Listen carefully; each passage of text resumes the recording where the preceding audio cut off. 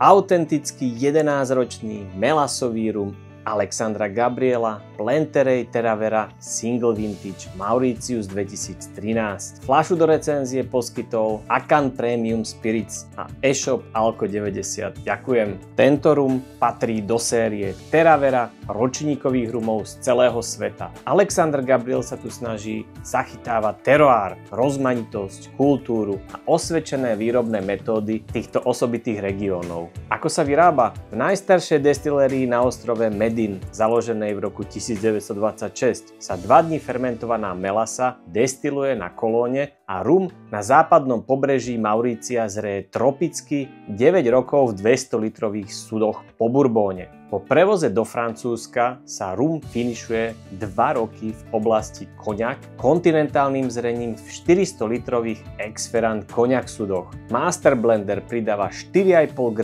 na liter alkoholu cukru a stáča pri 46,5% ABV. A celkovo takto vzniká 19 400-litrových sudov tohoto rumu. No a poďme ho ochutnať. Vôňa je medovo-karamelová, pripomína taký sladký bylinkový čaj, cíti tu kvety, drevo a množstvo sladkosti.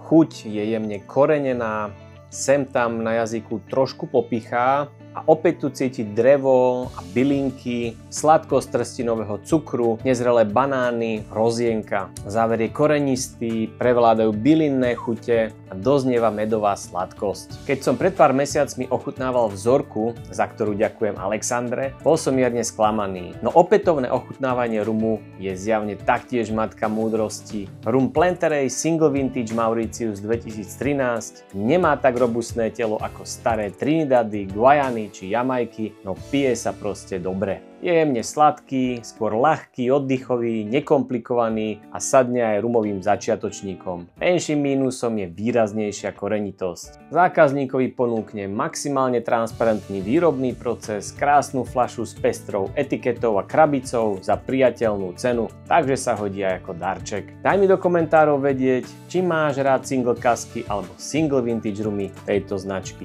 Pite s rozumom, len kvalitný alkohol, ideálne rum. Na zdravie, ahoj!